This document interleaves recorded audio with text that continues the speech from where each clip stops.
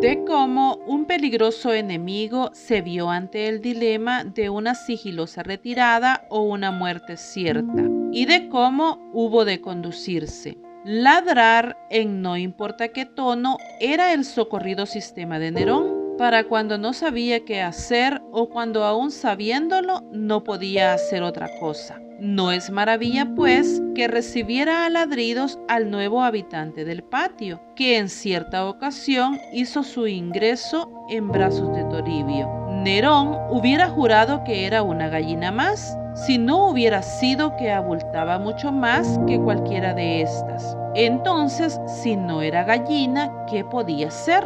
El chucho no tenía la menor idea y en consecuencia se dio a ladrar. Toribio, sin ponerle atención, se llegó a la sombra del amate, donde puso a su prisionero en tierra echado sobre un flanco, para desligarle las patas, que las traía atadas una con otra, y con la misma pita que sacó de la operación lo amarró a una estaca, dejándolo en libertad de moverse dentro de un círculo bastante estrecho. Libre de sus trabas, el pájaro misterioso se enderezó sobre sus patas rugosas, se sacudió las plumas enérgicamente, se rascó bajo un ala con el pico y acabó por quedarse inmóvil, recogiendo el cuello y desentendiéndose de cuanto pasaba a su alrededor. No dio señales de vida ni siquiera cuando llegó la remigia con unos desperdicios de cocina y un tiesto con agua que le puso al pie de la estaca.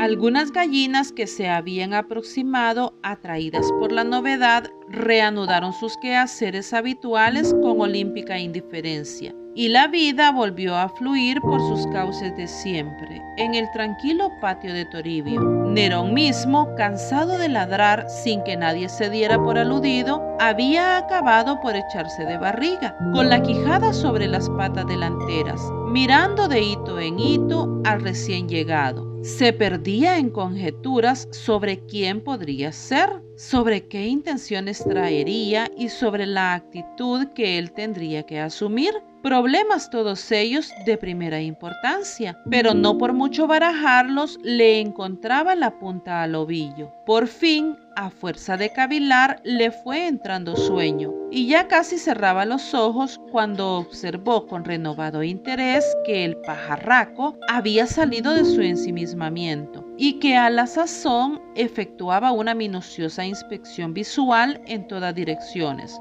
Vio cómo, acto seguido, se ponía a escarbar los desperdicios con el pico y las patas, sin dignarse dar un bocado. Y vio, en fin, cómo se paseaba de acá para allá, con un andar pausado y solemne, a todo lo largo que la cuerda se lo permitía. ¿Qué más quería Nerón?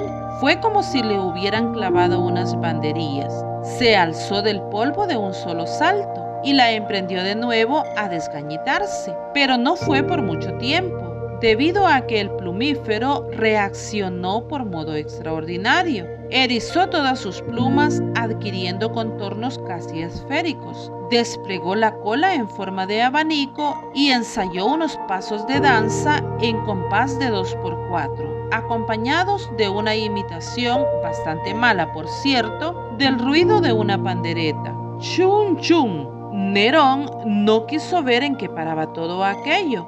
Ya con el erizado de plumas había salido andando para atrás, como hacía cuando tocaban a retirarse sin perder de vista al enemigo. Y al primer panderetazo ya no fue dueño de sí. Dio media vuelta y puso pies en polvorosa. Y no fue por miedo, no. Fue por el dolor que en el ánimo le produjera el espectáculo de un personaje tan circunspecto como respetable, rebajándose hasta caer en las vulgaridades de la coreografía. Y la pena lo atormentó por un rato largo, si hemos de juzgar por el hecho de que no regresó sino hasta que brillaron las estrellas, es decir, al estar bien seguro de que el bailarín se había ido a la cama. Por sabido se calla que al día siguiente no esperó a que saliera el sol para ausentarse, y no volvió sino cuando fue noche cerrada. Y así por muchos días sucesivos se escabullía entre oscuro y claro, pero no faltaba por la noche de su dormitorio acostumbrado, sobre el umbral de la puerta de cocina, porque él, a menos de mediar obstáculos insalvables, no sentía inclinación alguna a dormir fuera de casa. Y esto por varias razones. La primera y principal, que los coyotes tienen la mala costumbre de los merodeos nocturnos, y no le habría caído en gracia un encuentro con gentuza de tal ralea.